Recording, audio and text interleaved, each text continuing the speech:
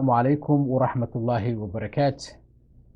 Waxaan rabaa horta marka ugu horeysa inaan halkan ka salaamo dhammaan dadka ku xiran Aflax Online, barnaamijka waxbarashada ee luqadda afka Ingiriisiga ee laga barto dhinaca online-ka. Waxaan rabaa inaan marka koowaad aan raaligelin aanu ka bixino muddadii uu Aflax Online uu barnaamijyadii aad ka daawan jirteen ay naga hakadeen cillado farsamo awgood. Laakiin hadda muddadii aan ka maqnaa inkastoo hawlo kalena aan aad ugu mashquulay, laakiin insha allah waxaan jeclahay inaan cilladahaas oo dhan ay xalismeen. Waxaan rabaa haddii ilaahay idmo inaan idinla wadaago dhowr arrimood aan rabo inaan sameeyno insha allah.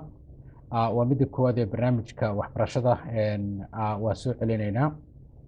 Casharada aan YouTube-ka ku soo celin doono waxay noqon doonaan casharo free ah oo iyagu laakiin waqti gaagaaban ah, 15 daqiiqo ugu badnaan 30 daqiiqo.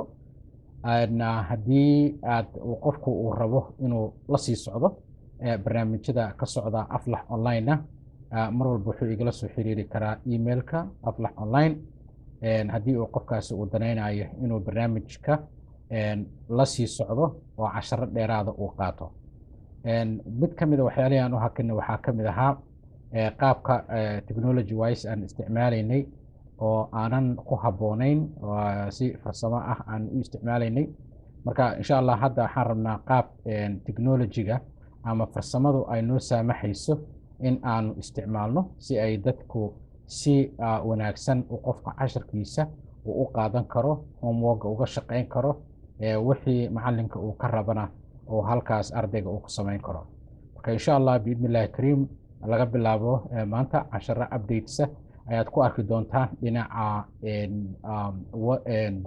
YouTube-ka.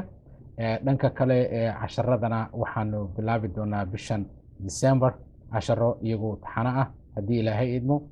Qofkii raba inuu ka qayb qaatana casharadaas waa ila soo xiriiri karaa insha allah. Laakiin casharadii halkan aad ka daawan jirteen Aflax Online ee free-ga ahaa insha allah waa soo celinaynaa. Isku soo noqod wanaagsan, waan idin salaamayaa. Gaar ahaan dadkii aanu intii hadda barnaamijkan aan ku jiray aan isbaranay, dad badan oo wanaagsan ayaan isbaranay. Marka insha allah waxaan rajeynayaa inaan mar labaad isku soo noqono barnaamijyadiina sidii aan u wadno aadna ka faa'iidaystaan insha allah biidnillaahi kariim. Asalaamu calaykum waraxmatullaahi wabarakaatu.